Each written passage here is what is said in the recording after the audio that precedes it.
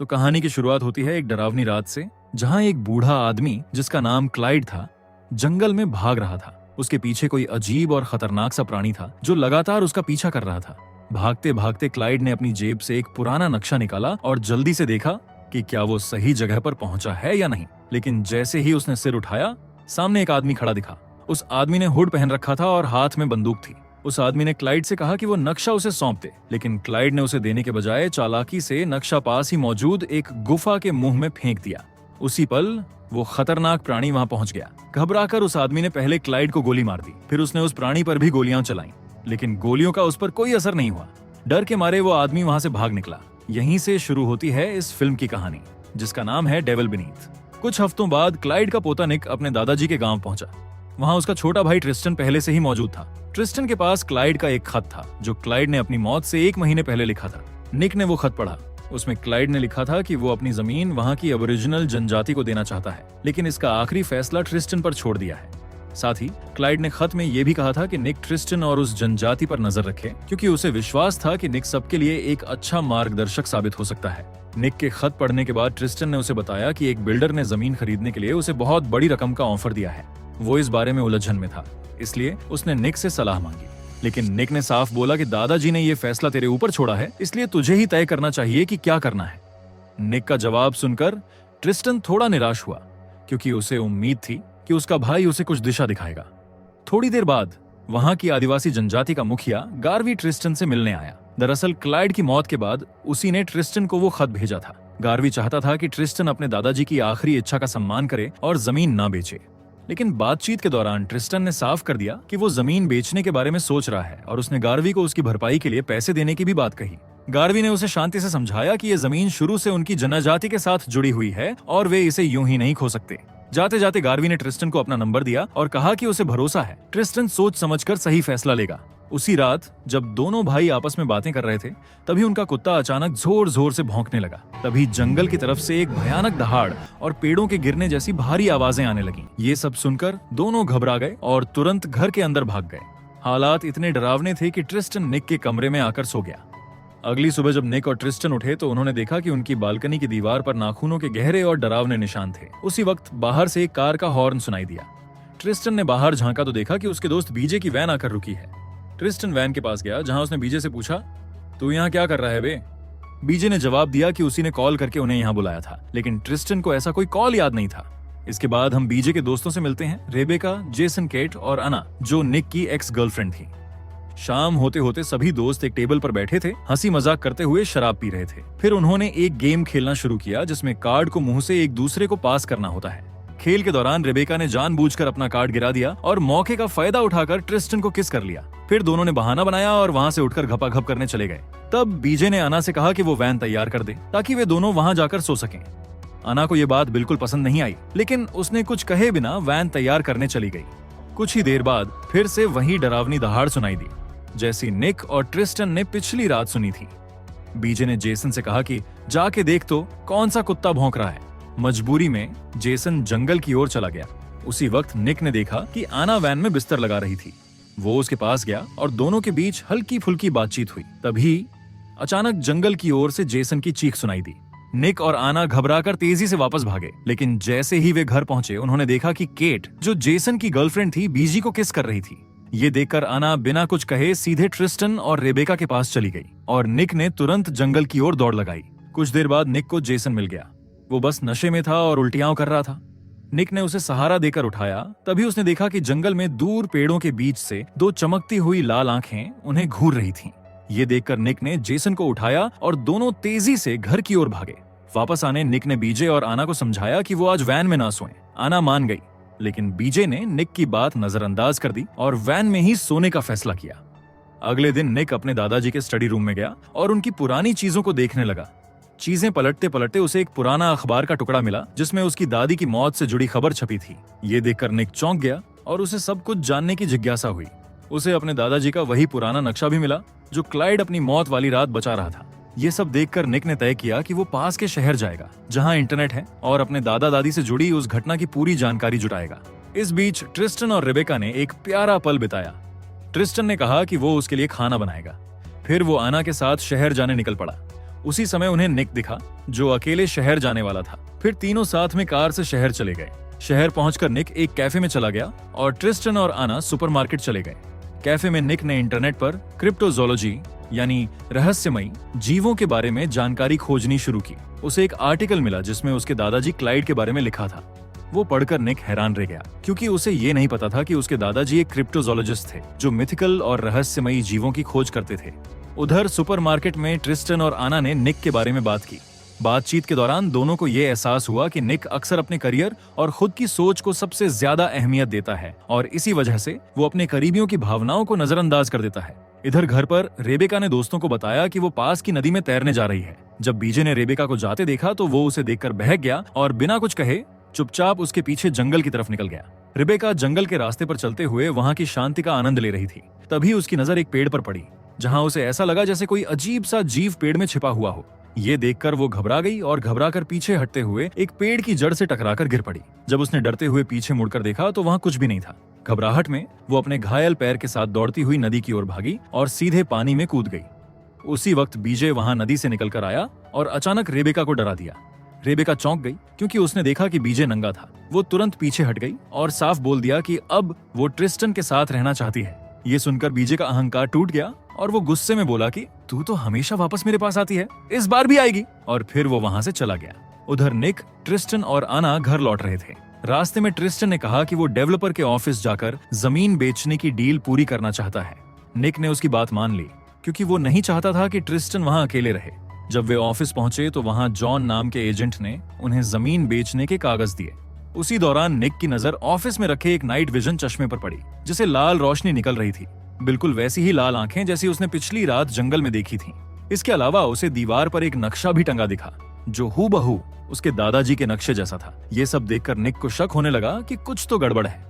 निक ने तुरंत ट्रिस्टन को रोका और कहा कि साइन करने से पहले उन्हें ये कॉन्ट्रैक्ट अच्छे से पढ़ना चाहिए। ट्रिस्टन को थोड़ी हैरानी हुई, लेकिन वो भाई की बात मान गया और दोनों ऑफिस से बाहर चले गए। घर लौटने पर दोनों भाइयों में बहस हो गई। निक का कहना था कि जॉन झूठा है और वही जंगल की आवाजों और लाल आंखों के पीछे हो सकता है, लेकिन ट्रिस्टन को लगा कि निक बिना वजह डर फैलाने की कोशिश कर रहा है। निक ने आना के साथ मिलकर दोबारा रिसर्च शुरू कर दी और ट्रिस्टन रेबेका को ढूंढने निकल गया, क्योंकि वो अब तक घर नहीं लौटी थी। अब रात हो चुकी थी। निक और आना बीजे की वैन लेकर जॉन के ऑफिस की तरफ जा रहे थे, ताकि वे वहां से कुछ सबूत इकट्ठा कर सकें। लेकिन जॉन, जो कुछ आदमियों से बात कर रहा था, ने दूर से वैन को देख लिया।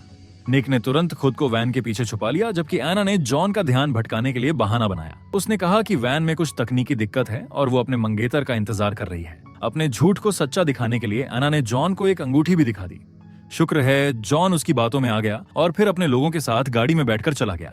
निक अपनी सीट पर वापस आया और आना की मंगेतर वाली बात पर हंसने लगा, लेकिन तभी उसकी नजर उस अंगूठी पर गई जो आना ने दिखाई थी। वही अंगूठी जो निक ने उसे 7 साल पहले दी थी। तब निक ने माफी मांगी और बताया कि जब उनका सौतेला पिता उन्हें छोड़ गया था, तब उसे अपना सब कुछ छोड़कर ट्रिस्टन और माँ की जिम्मेदारी उठानी पड़ी। उसने ये भी बताया कि सारे पैसे वही देता था, लेकिन वो ट्रिस्टन को ये एहसास नहीं होने देना चाहता था कि उनका सौतेला पिता गलत था, इसलिए पैसे उसके नाम से दिए जाते थे। आना कुछ नहीं बोली, बस कहा, पहले जो काम करना है वो कर लो, इससे पहले कि जॉन वापस आ जाए। उधर जंगल में ट्रिस्टन और बीजे एक दिशा में रेबेका की तलाश कर रहे थे, जबकि केट और जेसन दूसरी दिशा में गए। रास्ते में जेसन और केट के बीच बहस हो गई, क्योंकि जेसन को पता चल गया था कि केट का बीजे के साथ अफेयर चल रहा है। तभी उन्हें झाड़ियों के पीछे से डरावनी गुर्राहट सुनाई दी और कुछ ही सेकंड बाद एक भयानक और अजीब सा जीव उनके सामने आ गया। ये देख दोनों जान बचाकर भागने लगे। दूसरी ओर ट्रिस्टन और बीजे को रेबेका मिल गई, लेकिन उन्हें नहीं पता था कि रेबेका के साथ कुछ अजीब हुआ था। उसकी आंखें अब सफेद हो चुकी थीं। रेबेका ने उन्हें सम्मोहित कर दिया और उन्हें नदी की तरफ खींचने लगी। तभी उनका पालतू कुत्ता वहां आ गया और रेबेका पर भौंकने लगा। रेबेका डरकर नदी में भाग गई और ट्रिस्टन और बीजे सम्मोहन से बाहर आ गए। तभी उन्हें जेसन और केट की चीखें सुनाई दी। बीजे डरकर वहां से भाग गया, लेकिन ट्रिस्टन रुका रहा और टॉर्च लेकर अपने दोस्तों की तरफ बढ़ा। जेसन किसी तरह नदी पार कर गया, लेकिन केट को वो जीव खींच कर ले गया। अब ट्रिस्टन और जेसन के पास कोई रास्ता नहीं था, तो दोनों भागकर वापस घर लौट आए। कुछ ही देर बाद घर के दरवाजे पर तेज खटखटाहट हुई। ट्रिस्टन ने डरते हुए दरवाजा खोला और सामने वही शख्स खड़ा था जिसे वे भूल चुके थे, उनका सौतेला पिता सैम। उसके पीछे जॉन और उसके आदमी भी थे। अब एक और बड़ा सच सामने आया। जॉन असल में कोई रियल एस्टेट एजेंट नहीं था, बल्कि वो एक पैरामिलिट्री ऑपरेशन से जुड़ा हुआ आदमी था। ट्रिस्टन को हैरान देख सैम उसे अलग ले जाकर सच्चाई बताता है। उसने कहा कि जिस जीव ने हमारे दादा दादी को मारा था उसका नाम है बुनिप। अब सैम, जॉन और उनके लोग उस डरावने जीव को मारने आए थे ताकि ट्रिस्टन और उसके दोस्तों को बचाया जा सके। सैम ने पूछा कि बाकी दोस्त और निक कहाँ हैं, तो ट्रिस्टन ने बताया कि निक और आना बाहर गए हैं और 2 लड़कियों को वो जीव पहले ही ले जा चुका है। सैम को जब पता चला कि अब सिर्फ आना ही बची है, तो वो जॉन के पास गया और बोला कि अब उनके पास आना ही आखिरी चारा है। यहीं पर एक और सच सामने आया। सैम और उसके लोग बनेब को मारना चाहते थे सिर्फ इसीलिए ताकि वो इसे खूब पैसा कमा सकें। सैम ने ट्रिस्टन को अपने साथ ले लिया और जॉन ने बीजे और जेसन से बात की। उसने उन्हें ढेर सारे पैसे का लालच देकर बनेब की तलाश में साथ देने के लिए मना लिया। सब लोग जब तैयार हो गए तो सैम ने ट्रिस्टन से कहा कि वो आना को फोन करे ताकि वो जल्दी वहां पहुंच सके। इधर निक जॉन के ऑफिस में गया और वहां उसे कुछ अजीब सी हड्डियों की तस्वीरें और स्केच मिले। ये किसी आम जानवर की नहीं लग रही थी। फिर उसे वहां एक कैमोफ्लेज सूट मिला, वही जैसा उसने पिछली रात जंगल में देखा था। अब निक को यकीन हो गया कि जंगल में वो लाल आंखों वाला कोई और नहीं, जॉन ही था। जैसे ही निक बाहर आया, वहां गार्वी और उसकी जनजाति के लोग उसका इंतजार कर रहे थे। आना ने निक से पूछा कि आखिर चल क्या रहा है। निक ने उसे बताया कि उसके दादाजी एक क्रिप्टोजोलॉजिस्ट थे जो बनेब नाम के एक रहस्यमयी आदमखोर जीव पर रिसर्च कर रहे थे। गार्वे ने निक और आना से कहा कि वो उनके साथ चलें। निक गार्वी के साथ चला गया और आना वापस घर गई ताकि ट्रिस्टन और बाकी दोस्तों को जॉन के असली इरादों के बारे में बता सके। फिर गार्वी ने निक को एक पुरानी कहानी सुनाई, एक योद्धा बामी की, जिसने बहुत साल पहले बनियप से युद्ध किया और उसे बंदी बना लिया। लेकिन बनियप ने बदला लेने की कसम खाई। कुछ समय बाद 3 औरतों ने बनियप की ताकत को आजमाने की कोशिश की और उसे ढूंढ निकाला। बनियप ने उन्हें मारने के बजाय उनके शरीर में प्रवेश कर गया। अब वे तीनों औरतें बुरी आत्माएं बन चुकी थीं, जो लोगों को बहकाकर मौत की ओर ले जाती थीं और इसी के जरिए बनियप फिर से आजाद हो गया। अब वही इतिहास दोहराया जा रहा था। बनियप ने रिबेका और केट को अपने वश में कर लिया था। सिर्फ आना ही एकमात्र थी जो उसके असर से बच पाई थी। जब आना घर पहुंची तो उस पर हमला हुआ और वो बेहोश हो गई। होश में आने पर उसने खुद को बंधा हुआ पाया। ट्रिस्टन को जब ये सब दिखा तो उसने सैम से सवाल किए कि ये क्या हो रहा है, लेकिन जवाब देने की बजाय सैम ने उस पर बंदूक तान दी ताकि वो चुप रहे और कुछ न कहे। सब तैयार थे कि तभी बनेप वहां आ गया। आना की मौजूदगी से वो खींचा चला आया था। जैसे ही लड़ाई शुरू हुई, बनेप ने एक सोल्जर की गाड़ी को पलट दिया। इसी बीच आना ने मौका देखकर खुद को छुड़ाया और ट्रिस्टन के पास भाग गई। उसने उसे बताया कि निक गार्वी और उसकी जनजाति के साथ गया है। बनेप लगातार हमला कर रहा था और लोगों को गिरा रहा था। आना और ट्रिस्टन एक गाड़ी के नीचे छिप गए, लेकिन जब हालात बिगड़ने लगे तो वो एक सोल्जर के साथ कार में भागने की कोशिश करने लगे, लेकिन बनेप ने उन्हें नहीं जाने दिया। बीजे ने जेसन को, जो कार के नीचे फंसा था, बाहर निकाला और दोनों एक ट्रक में बैठकर भागे। थोड़ी दूर पर उन्होंने आना और ट्रिस्टन को भागते देखा और उन्हें ट्रक के पीछे कूदने को कहा। ट्रिस्टन तो कूद गया, लेकिन जॉन ने आना को धक्का देकर गिरा दिया और ट्रक जेसन और बीजे के साथ निकल गया। दूसरी ओर आना किसी तरह जॉन से बचकर जंगल की तरफ भाग गई। जॉन उसके पीछे दौड़ा, लेकिन तभी वो डरावना राक्षस वहां आ गया और जॉन को मार डाला। कुछ देर बाद सैम वहां पहुंचा और आना को अपने साथ ले गया। उधर ट्रिस्टन ने बीजे को समझाया कि उन्हें अपने दोस्तों को बचाना होगा। दोनों वापस लौटने लगे, लेकिन रास्ते में राक्षस ने उनका पीछा करना शुरू कर दिया। ट्रिस्टन ने उस पर गोली चलाई, लेकिन उस पर कोई असर नहीं हुआ। जैसे ही राक्षस उन तक पहुंचने वाला था, बीजे ने अचानक जंगल की तरफ गाड़ी मोड़ दी। गाड़ी राक्षस से बच गई, लेकिन एक पेड़ से टकरा गई। इस हादसे में जेसन की मौत हो गई और ट्रिस्टन को पकड़ लिया गया। फिर बीजे ने रेबेका और केट को देखा, लेकिन उसी वक्त वो भी राक्षस के चंगुल में आ गया। इसी बीच निक घर लौटा, लेकिन वहां कोई नहीं था।